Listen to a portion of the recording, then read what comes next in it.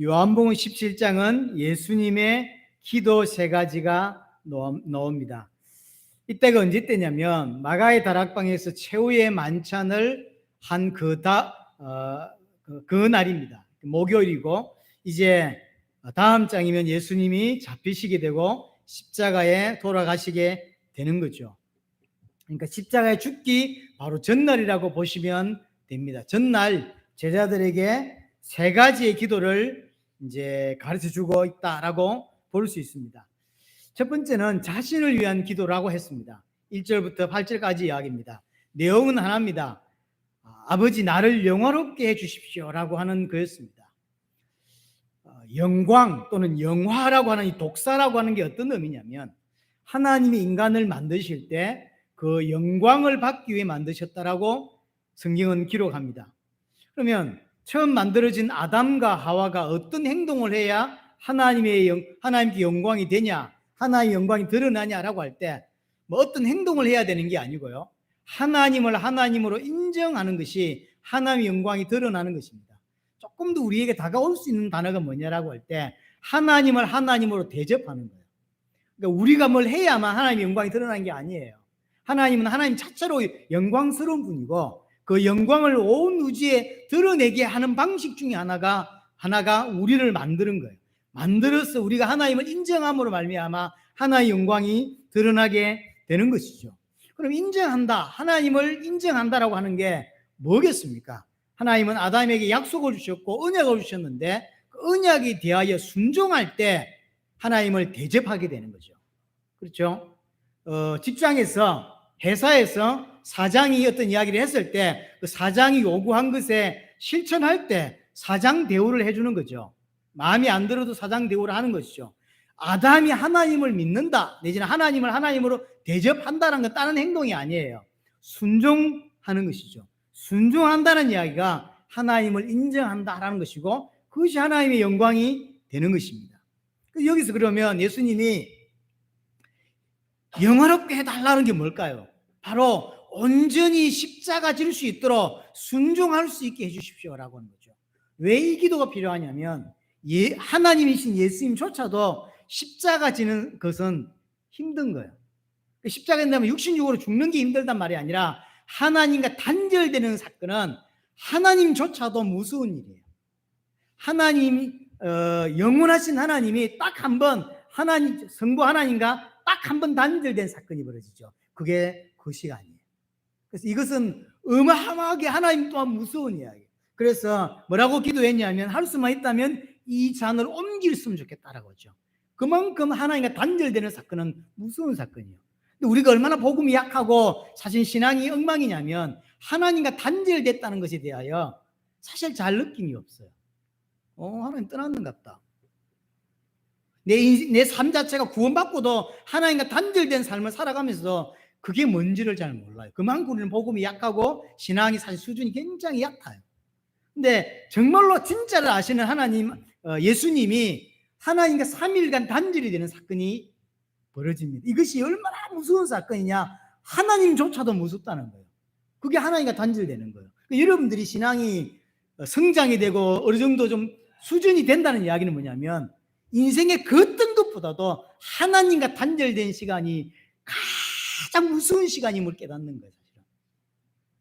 그래서 생을 걸고 하나님께 나아가려고 하고 하나님을 붙잡으려고 하는 그 사람이 신앙이 좋은 신앙이시, 인생을 살아가면서 구원받았다고 하면서도 사실은 하나님과 단절되었다라고 하는, 왜냐하면 우리가 구원받고도 하나님과 단절된 듯한 느낌으로 살아가는 사람들이 참 많습니다. 기도도 잘 나오지 않고 하나님과 교제한다라는 느낌이 없는 사람이 많거든요. 그럼에도 그것이 엄청난 거다 잘 몰라요. 그냥 다 그러려니 하는 거죠. 다 그러려니 하는데 그게 신앙이 없다는 이야기인 거예요. 우리가 신앙이 좋다는 것은 그런 모습, 예수님이 그렇게 눈물로 기도하셨던 모습으로 가는 것입니다. 그래서 예수님이 영화롭게 해달라고 하는 것은 순종할 수 있게 해주십시오라고 하는 걸 말하는 것입니다. 예수님이 기도해서 우리는 반드시 배워야 될 게 뭐냐면 내가 원하는 것을 얻어내는 게 기도가 아니라는 거죠. 하나님이신 예수님이 그 성부 하나님께 간절히 기도하는 건 뭐냐면 순종할 수 있게 해주십시오. 하나님의 뜻에 순종할 수 있게 해주십시오라는 거죠. 이걸 왜 굳이 제자들 앞에서 했을까요? 제자들 보고 배우라는 거죠. 이게 기도다라는 거죠. 우리는 신앙이 성장할수록 하나님의 뜻을 찾게 되고 하나님께 순종하기를 구하게 되어 있습니다. 그게 기도인 것이죠. 자, 두 번째 기도가 뭐였냐면 제자들을 위해서 기도한 내용이죠. 9절부터 19절입니다. 특별히 17절에 보니까 진리로 거룩하게 하옵소서 했습니다. 예수님이 자기 제자들을 두고 하나님께 기도한 내용이에요. 진리로 이들을 거룩하게 해주십시오라고 했죠. 거룩이라고 하는 게 뭐냐라고 할 때 도덕적으로 윤리적으로 착한 삶이 아닙니다. 하나님 보실 때에 구별된 삶을 거룩이라고 해요. 우리가 가끔씩 어제도 그 말씀을 드렸는데 죄 없이 오시고 죄 없이 사시다가 죄인들을 위해 죽으셨죠. 근데 육신적으로 보면 예수님이 죄를 안 지었다고 하는데 육신적으로 볼 때 죄를 지었을 것 같은 것들이 많이 있습니다. 예를 들어서 예수님은 말 그대로 어린아이로 태어났어요. 영유아로 태어나서 자랐잖아요. 그러면 똥도 싸고 기저귀도 갈아줬을 거고 말도 안 들었을 가능성이 있습니다. 엄마가 볼 때 정말로 이제 1살도 안 된 놈이 엄마 말 잘 들어야 된다면서 그렇게 했을까요? 개구장이었으면 어떡할 겁니까? 근데 그걸 육신적으로 보면 그것도 죄지. 근데 하나님 볼 땐 죄가 아니란 말이에요. 죄의 개념이 우리의 육신이 아니에요. 우리 육신이 아니라 하나님 보실 때 죄를 안 지는, 물론 살인이라든지 도둑질 안 했겠죠. 그렇잖아요. 하지만 어릴 때 똥 싸고 이런 것들 혼자서 태어나자마자 엄마를 귀찮게 하면 안 된다면 지가 똥 다 갈고 했겠어요? 엄마에게 속도 썩였을 가능성이 있고 했을 거예요. 하지만 그건 하나님 보실 때는 죄가 아닌 거예요, 사실은. 그래서 거룩하게 해달라고 했는데, 거룩이란 말은 구별된 삶을 말해요. 세상에 살아가지만 세상에 속하지 않은 하나님 백성다운 삶을 살게 해주십시오라고 하는 거죠. 이 세상에서 세상의 원리가 아니라 하나님의 원리를 따라 살 수 있게 해주십시오라고 하는 것이죠. 그래서 거룩은 어떤 면에서 우리의 노력만으로 불가능한 거예요. 그래서 예수님이 하나님께 기도하는 거예요. 사실은 제자들이 거룩이 필요하다면 제자들에게 이야기를 했었어야죠. 야, 내 이제 가는데 거룩하게 살아야 돼. 구별되게 살아야 돼. 이렇게 하고 가야 되는 거 아닌가요? 근데 왜 거룩해져야 될 사람은 제자인데 기도는 하나님께 하냐고.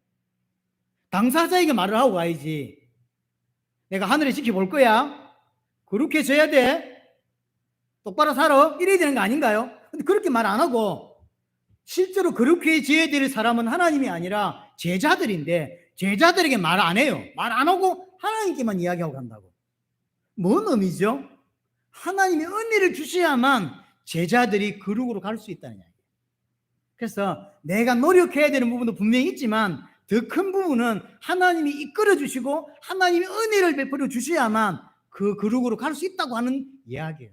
그래서 제자들에게 말하지 않고 하나님께만 이야기하고 가시는 것입니다. 이걸 깊이 받아야 돼요. 우리는 하나님 은혜가 정말로 필요한 자입니다. 이것이 항상 생각되어져야 돼요. 자, 그럼 어떻게 거룩해지냐? 진리의 말씀으로만 거룩해진다라고 이야기를 하죠. 진리의 말씀. 그래서 지난주 제가 신명기 8장을 예를 들었습니다. 신명기 8장을 통해서 하나님이 이스라엘 백성들에게 하신 이야기가 뭐냐면 하늘에서 만나를 내려줬잖아요. 만나를 먹고 배불렀습니다. 근데 배부르게 하려고 만나 준 게 아니라고 했어요. 당연히 배불러야지. 그럼 배고프면 되겠어요. 당연한 건데 그것 때문에 만나 준 게 아니라는 거예요. 왜 하늘에 만나를 내려줬냐면 사람은 육신의 떡으로 사는 것이 아니라 하나님의 말씀으로, 하나님 입에서 나오는 모든 말씀으로 사는 것임을 깨닫게 하기 위해서 만나를 주셨다고 이야기를 하신 것이죠. 하나님의 말씀으로 사는 게 성도다라는 거죠. 하나님의 말씀으로 구원을 받고 하나님의 말씀으로 참된 자유를 얻고 하나님의 말씀으로 답을 얻고 하나님의 말씀으로 거룩해져 가는 거예요. 다른 방법이 없죠. 하나님의 말씀은 뭡니까? 말씀으로 표현됐지만 결국 이 말씀은 하나님의 생각이고 하나님의 의지고 하나님의 뜻인 거예요. 하나님의 뜻이 말씀으로 드러날 뿐인 것입니다. 그렇죠. 그래서 우리도 마찬가지죠. 하나님의 말씀을 통하여 하나님의 뜻을 알 수 있고, 하나님의 말씀으로 인하여 답이 나오고, 하나님의 말씀으로 인하여 거룩해질 수 있는 것입니다. 인생은 다른 것으로 할 수 없습니다. 하나님의 말씀이라. 여기에 사실은 생을 걸어야 돼요. 하지만 성도는 자꾸 떡을 달라고 해요. 하나님은 계속 아니다, 떡으로 살 수 없다, 떡이 필요 없단 말이 아닙니다. 그 본질적으로 모든 사람, 불신자, 신자는 다 떡이 필요합니다. 하지만 그거는 전제인 거죠. 그냥 진짜 하나님의 백성은 어떻게 사냐, 하늘의 떡이어야 된다라고 하는데, 성도들은 생각보다 깊이 땅의 떡을 원하는 거예요. 떡을 자꾸 달라는 거죠. 아니다, 떡이 아니라 하늘의 만나가 필요해 라고 이야기하지만 성도들은 잘 바꾸지 않습니다. 그래서 하나님께 계속 땅의 만나를 원하는 거예요. 떡 달라고 자꾸 이야기를 하지요. 그리고 마지막에 하나가 뭐였냐면, 악에 빠지지 않게 달라고 하는 게 예수님의 제자들을 향한 두 번째 기도였어요. 악이라고 하는 게 뭐냐면, 죄악 또는 악이라고 하는 게 뭐냐면 내 뜻대로 살고 싶은 거, 그게 악이에요. 아담의 원죄, 아담의 죄가 원죄라고 표현하는데, 아담의 죄가 뭐냐면 내가 하나님이 된 거예요. 내가 판단하고 내가 계산하고 내가 옳은 대로 사는 거, 그게 죄입니다. 그게 이스라엘의 죄고 그게 우리의 죄입니다. 그래서 악에 빠지지 않게 해달라고 하는 이야기는 자기 성도들이 원하는 대로 살지 않게 만들어 주십시오라는 거예요. 성도들이 원하는 방향이 있어요. 그대로 살지 않도록 만들어 주십시오. 만약 성도들이 기도를 합니다, 그럼 그 기도에 응답해 주지 마십시오라고 하는 게 예수님의 기도예요. 왜냐하면 성도들은 생각보다 자기가 원하는 대로 살고 싶어 해요. 자기가 원하는 방향 따라 살고 싶어 해요. 그러니까 예수님이, 그걸 알고 있는 예수님이 하나님께 뭐라고 기도하냐면, 그렇게 살지 않게 해주십시오. 그러니까 기도한 대로 응답해 주지 마십시오. 성도들이 소원하는 대로 살지 않게 해주십시오라고 기도하는 거죠. 그게 사실 깊이 좀 봐야 돼요.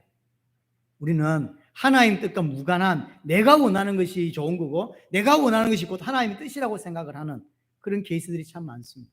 예수님이 제자들 향하여 하나님께 기도할 때 두 번째, 악에 빠지지 않게 해달라고 기도했습니다. 이 사람들의 삶은, 이런 성도들의 삶은 세상에 반드시 미움을 받는다라고 하죠.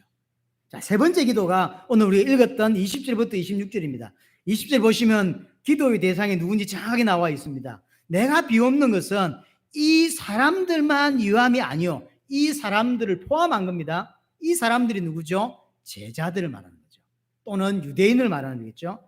또 그들의 말로 말미암아, 그 제자들로 말미암아 나를 믿는 사람을 위한 것이다 라고 이야기해요. 조금 넓게 말하면 앞에 이 사람들은 유대인이고, 뒤에 그들로 말미암아 나를 믿는 사람들은 이방인이라고 보는 것이 옳습니다. 좁게 말하면 제자들이고, 앞에는, 뒤에는 그 제자들로 말미암아 나중에 예수를 믿게 된 사람들을 포함하는 거예요. 그러니까 넓은 의미에서 보면 우리끼리 다 포함됩니다. 제자를 통해서 또 다른 제자가 나오고 이렇게 계속 흘러와서 지금까지 왔습니다. 우리에게도 포함되는 단어예요. 나를 믿는 모든 사람들을 향한 기도. 이게 세 번째인 거죠. 자, 기도 내용이 21절에 나와 있습니다. 아버지여, 아버지께서 내 안에, 내가 아버지 안에 있는 것 같이 그들도 다 하나가 되어 우리 안에 있게 하사 세상으로 아버지께서 나를 보내신 것을 믿게 하옵소서. 자, 첫 번째 뭐냐면 하나가 되게 해달라는 거예요. 하나가 되게 해달라. 근데 하나가 되게 하려는 모델이 뭐냐면 하나님 아버지와 성자 예수 그리스도가 하나 된 것 같이 하나가 되게 해달라. 제가 이번 주에 이걸 계속 보면서 이거 어려운데 성부 하나님과 성자 하나님이 완전히 하나잖아요. 이것처럼 이방인과 유대인이 하나가 되고, 같은 교회 안에 성도들이 이렇게 성부와 성자가 하나 된 것만큼 하나가 되어야 된다는 거예요. 근데 야, 이거 가능해? 이런 생각이 들어요. 특별히 유대인 제자들과 이방인 믿는 사람들이 이게 하나가 되기 쉬웠을까요? 어려웠을 거예요. 왜냐하면 특별히 예수님 당시의 제자들, 유대인들의 기본적인 머리는 이방인은 개죠. 자기들만 선민이라고 생각해요. 나중에 베드로가 그 예루살렘 공의에 이렇게 불려가서 변명할 때도 왜 변명하냐면 이방인의 집에 가서 식사한 것 때문에 변명하죠. 그러나 갈라디아서 읽어보면 갈라디아에서 보면 바울이 베드로 굉장히 책망하는 사건 하나 벌어지는데 타성을 받아서 이방인 집에 아마 베드로가 식사를 했던 것 같아요. 앞에 식사 때문에 한번 야단을 맞았죠. 교회에서 어떻게 이방인하고 밥을 먹을 수 있냐는 것 때문에. 이거 보세요. 이방인하고 밥 먹는 게 그게 그만큼 죄가 됐다고 당시. 이 말이 되냐고. 하지만 그게 당시 문화란 말이에요. 그거까지 이해하죠. 그래서 밥을 먹고 있는데 예루살렘에서 야고보가 보낸 사람들이 아마 이제 요즘으로 따지면 시찰에 이제 목사님들이 온 거죠. 그 소식을 들은 베드로가 숟가락을 놓고 도망갔다 그랬어요. 이 바울이 굉장하게 야단을 치잖아요. 그래서 초대교회 문화에 이게 아무리 예수를 믿어도 절대 넘어설 수 없는 게 그들의 문화예요. 복음의 가치가 문화를 못 넘어서고 복음의 가치가 그 지역의 정치의 색깔을 못 넘어서고요. 복음의 가치가 그들이 갖고 있는 어떤 우선순위를 못 넘어서는 거예요. 그게 복음이냐는 거예요. 그래서 절대적으로 복음이 우리에게 절대적 가치가 되지 않으면 그 어떤 것의 우선순위, 그 어떤 것의 절대적 가치가 되지 않으면 절대로 하나 되는 건 불가능하다. 그래서 하나님이 생각하는 복음과 예수 그리스도가 생각하는 복음이 같은 거예요. 색깔이 갖고 똑같기 때문에 하나가 되는 거죠. 우리 또한 마찬가지입니다. 하나가 된다고 하는 것은 정확한 복음을 알고 그 복음의 색깔을 가질 때만 하나가 되는 거예요. 그러면 우리가 가지게 될 복음의 색깔이 뭡니까? 성경에 주신 거예요. 성경에 있는 그대로로 믿는 거죠. 그걸 바울이 했던 것처럼. 그래서 성도는 절대적으로 복음이 우리의 우선순위가 되어야 되고 가치가 되어져야 돼요. 이것은 절대적이에요. 그렇죠? 이것도 있고 저것도 있는데 그 중에 이게 좋아가 아니라 절대적 가치여야 돼요. 절대적 가치. 그게 사실은 복음인 것입니다. 에베소서 4장 3절에도 성령이 하나 되게 하셨다라고 표현하고 그걸 힘써야 된다라고 이야기해요. 결국 성령도 우리를 하나로 만들어 간다는 것이죠. 여기서 하나 될 수 있는 이유가 뭐냐면 그게 그렇게 이야기를 하고 22절 다시 보세요. 22절에 보면 내게 주신 영광을 내가 그들에게 주었사오니 이는 영광을 왜 주었냐? 영광을 하나님께로 받았고 그 영광을 제자들에게 주었대요. 왜 그러냐? 우리가 하나 된 것 같이 그들도 하나가 되게 하려 함이라. 영광을 제자들에게 줬기 때문에 하나가 될 수 있다라고 예수님은 지금 이야기를 하고 있는 거죠. 내게 주신 영광이라고 하는 건 십자가의 순종이라고 얘기했습니다. 그러면 이것을 제자들에게 줬대요. 그럼 진짜 예수님을 그리스도로 믿는 제자들은 어떤 삶을 사냐면 자기를 부인하고 자기 십자가를 지는 삶을 살게 돼 있어. 이 사람은 하나가 돼요. 그래서 마지막에 베드로가 주는 그리스도시요 살아계신 하나님의 아들이시며 고백했죠. 그 고백했을 때 예수님이 엄청난 칭찬을 하시고 나서 막바로 하신 말씀이 뭐죠? 네가 나를 따르려거든 자기를 부인하고 자기 십자가를 지고 따를 것이니라. 이게 예수 믿는 거예요. 예수 믿는 것은 예수를 믿습니다라고 하는 단순한 고백이 아니라 나를 부인하고 내가 없는 거죠. 내가 없는 거예요. 내가 없고 오직 하나님만 인정하고 그렇죠. 내 자존심 없어요. 그래서 교회 안에서 또 신앙 안에서 자존심을 굉장히 내세우는 사람이 있는데요. 그거는 복음을 모른다는 거예요. 하나님 앞에서 자존심이 어디 있어요? 나를 부인하는 겁니다. 그리고 내 십자가를 지는 거예요. 이 사람만 하나가 될 수 있는 거죠. 그래서 진짜 믿는 자는 하나가 된다는 거예요. 믿지만 아직도 연약하기 때문에 하나가 안 되고 믿지만 아직도 너무나 신앙의 수준이 낮기 때문에 사실 하나가 안 될 뿐이에요. 하지만 진짜로 하나 되는 사람이 있다는 거예요. 왜 그럴까요? 하나님 아버지와 성자 예수님과 같은 걸 가지고 있기 때문이죠. 그래서 하나가 되는 거예요. 그래서 이야기하잖아요. 이는 믿는 자들이 하나가 되게 하려고 영광을 주었다라고 이야기를 합니다. 근본적으로는 복음에 대한 이해 때문에 결국은 하나가 안 됩니다. 하나가 안 되게 돼 있어요. 하지만 복음이 같으면 하나가 되어 있습니다. 복음이 내게 절대적 가치가 되고 십자가 지는 삶, 그 삶이 되면 반드시 하나가 될 수 있는 것입니다. 하지만 우리가 섣불리 판단할 수 없는 게 뭐냐면요, 오전 예배 때 이야기를 하다가 안 했는데요, 우리도 이런 과정들을 거쳐서 조금씩 성장한 대로 가고 있어요. 그럼 지금 하나 되지도 않고 엉뚱한 짓 하고 이런 사람도 있다고 칩시다. 이 사람이 거쳐서 올바른 신자로 가는 게 대부분이죠. 처음부터 올바른 신자가는 사람은 별로 없습니다. 그러니까 지금 우리가 비난하거나 할 수 있는 이 사람들이 시간을 거쳐야만 그렇게 되는 거죠. 우리는 쉽게 말은 할 수 있지만, 그래서 할 수 있다면 가능한 비난하는 거, 이게 안 하는 게 좋은 이유가 그거예요. 왜냐하면 이 사람들이 성장해서 이렇게 가기 때문에. 우리를 돌아보면 되죠. 우리 또한 그런 과정들을, 실수들을 거치면서 이 자리에 왔거든요. 그 똑같은 거죠. 그래서 시간이 좀 걸릴 수 있다라고 생각이 됩니다. 분명히 하나가 될 수 있는 건 23절에 다시 설명합니다. 이렇게 이야기하죠.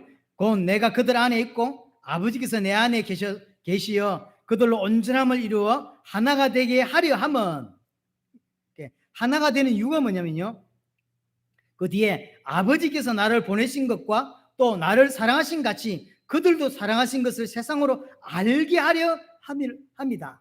하나가 되어야 하는 이유가 뭐냐면, 아버지 하나님께서 예수님을 사랑한 것 같이, 그 하나님이 예수님을 사랑한 것 같이 우리도 그렇게 사랑한다고 하는 사실을 세상으로 알게 하려고 하는 거다. 반드시 하나가 되는 일은 벌어져야 된다는 거죠. 여기서 예수님의 그들로 다 하나가 돼야, 23절, 아버지께서 나를 보내신 것과 또 나를 사랑하심이 그들로 사랑하신 것을, 그들로, 그들이 누구냐면 이제 제자들을 통해서 믿게 된 사람들을 말해요. 그러니까 제자들만 하나님이 사랑한 것이 아니라 제자들을 통해 예수 믿게 된 사람들도 하나님이 사랑한다는 사실, 유대인만 하나님이 사랑하신 게 아니라 유대인을 통해서 예수를 믿게 된 이 이방인들도 하나님이 사랑하는 자들이다라는 사실을 전 세계에 알게 해야 된다는 거죠. 그래서 하나 되게 만들겠다고 하는 것이죠. 자, 그러면 하나 되면 어떤 일이 벌어지냐? 그게 21절 읽다가 말았는데요. 하나 되면 어떤 일이 벌어집니까? 자, 21절 중반부에 세상으로 아버지께서 나를 보내신 것을 믿게 하옵소서. 하나됨의 결과가 어떤 걸로 벌어지냐면, 전 세계가 아버지께서 나를 이 세상에 보내신 것을 믿게 됩니다라는 거예요. 무슨 말이죠? 예수님이 바로 하나님의 아들 그리스도다라고 하는 사실을 믿게 된다는 거죠. 요한복음 2장 31절, 요한복음의 기록의 목적이 뭐죠? 예수님이 하나님의 아들 그리스도라는 사실을 믿게 하기 위한 거죠. 사실 똑같은 거예요. 결국 우리가 진짜로 하나가 될 때, 교회가 복음으로 진짜 하나 될 때 어떤 일이 벌어지냐면, 우리 주변에 또 전 세계에 정말로 예수 그리스도가 하나님의 아들이고 이 땅에 나를 구원하시기 위해 오신 그리스도라는 사실을 알게 만드신다는 거예요. 그게 하나 되어야 이유입니다. 저와 여러분들이 교회가 작습니다. 하나 되는 비밀이 생겨야 돼요. 그러려면 육신적으로 좀 잘해주고 육신적으로 이렇게 해가지고는 하나 안 됩니다. 왜냐하면 생각의 부분들이 다 다르기 때문에. 어떻게 하나 되냐면, 복음이 우리 안에 강력하게 들어와야 되는 거예요. 내 안에 복음이 절대적 가치가 되지 않으면 절대로 하나 안 되게 돼 있어요. 그러니까 초대교회도 보면 하나 안 되는 모습들이 굉장히 많았습니다. 우리는 자꾸, 저는 요즘 그런 생각을 합니다. 초대교회로 돌아가자는 이야기를 많이 하거든요. 어디 초대교회로 돌아가자 말인지 잘 모르겠어요.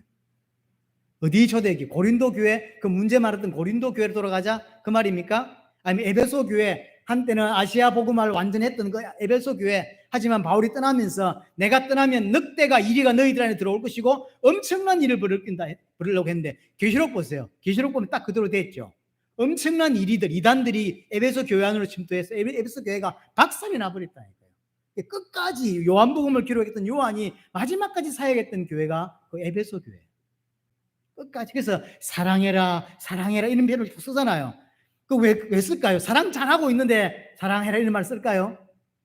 그러니까 뭐 일이 많았다는 거죠. 북적북적 일이 많은 거죠. 그러니까 사랑해라, 사랑해라 막 어지간히 싸웠는가 봐요. 저는 요즘 좀 드는 말 중에 초대교회로 돌아가자는 말이 좀 잘 모르겠어요. 잘 쓰는 표현이 그냥 초대교회. 저는 돌아갈 만한 교회가 저는 별로 없어요. 어느 교회를 돌아가야 될지 난 모르겠어요. 초대교회라고 할 때 바울이 또는 베드로가 고백했던 그 신앙이 우리의 신앙이 된다는 건 인정하지만 사실 교회 하나로 지목하거나 할 때는 저는 약간 부정적입니다. 돌아갈 교회 사실 없어요. 모델이 사실 없습니다. 저에게는 그렇습니다. 그래서 지금 이 말이 무슨 말이냐면 하나가 되어야 될 이유, 하나의 결과가 뭐냐면 세계복음화예요. 마태복음 28장 18절에서 20절에 모든 민족으로 제자를 삼으라 그랬는데 그게 어디에서 나오는 거냐면 교회의 하나됨으로 출발된다는 거예요. 교회가 복음으로 똘똘 뭉쳐서 올바른 방향에 탁 놓으면 사실은 세계복음도 하나님이 하시는 거예요. 폼은 우리가 잡습니다. 그렇잖아요. 제가 폼은 잡을 수 있다니까요. 제가 해외도 가고 여러분들 기도에 힘입어서 여러 가지 헌신에 힘입어서 제가 폼은 사진도 제가 찍을 수 있고 그래서 제가 폼은 잡을 수 있지만 그럼 제가 폼 잡는다고 제가 할 수 있는 일인가요? 할 수 없어요. 얼마든지 내가 나갈 수 있지만 하는 건 하나님이 하시는 거예요. 이게 하나님의 역사입니다. 자, 성경 보세요. 성경이 하나님이 그 저자입니까? 사람이 저자입니까? 둘 다죠. 100% 하나의 말씀이고 100% 사람이 썼어요. 사람이 썼습니다. 하나님이 쓴 게 아니에요. 사람이 썼지. 모세가 썼지. 요한이 썼지. 누가 하나님이 썼습니까? 또 쓸 때도 야 요한 받았어? 그래가지고 요한이 펜 준비해 있으면 불러주고 이렇게 쓴 게 아니에요. 요한이 갖고 있는 지식과 모든 것들을 들어서 감동감화시켜서 쓰게 만들었어요. 그렇죠? 그래서 이걸 기계적 영감이라 사람들이 하잖아요. 기계적 영감이란 말이 무슨 말이냐면 그냥 받아 적은 걸 말해요. 성경은 받아 적은 게 아닙니다. 우리는 축자 영감을 믿죠. 축자 영감이 뭐냐면 내가 전적으로 내가 썼어요. 하지만 전적으로 하나님이 그렇게 쓰게 만들어 주신 거예요. 그래서 모세가 썼지만 하나님이 쓰신 거죠. 바울이 썼지만 하나님이 쓰신 것이고, 그렇죠? 요한이 썼지만 하나님이 쓰신 거예요. 똑같은 거예요. 내가 했죠. 당세복 팀이 했어요. 하나비 교회가 세계복음을 했어요. 그러나 하나비 교회가 세계복음을 하나요? 한 건가요? 아니라니까. 절대적으로 하나비 교회가 할 수 있는 게 아니에요. 복음 가득한 교회가 할 수 있는 게 아닙니다. 이는 전적으로 하나님이 아시고 폼은 우리가 잡는 거예요. 전적으로 하나님이 아시고 전적으로 사람이 하는 거죠. 이게 하나님의 역사예요. 그래서 정말로 하나 되니까 세계복음화가 일어나는 거예요. 그래서 철저하게 하나되라고 이야기를 하고 있습니다. 그래서 마지막 결론으로 맺는 게 24절입니다. 아버지여 내게 주신 자도 나 있는 곳에 나와 함께 있어. 내게 주신 자가 누구죠? 모든 예수 믿는 사람을 다 말하는 겁니다. 제자들을 포함, 제자들의 제자, 그리고 그 위에 믿는 우리까지 전체가 하나 내게 주신 자죠. 그들로 나 있는 곳에 나와 함께 있어.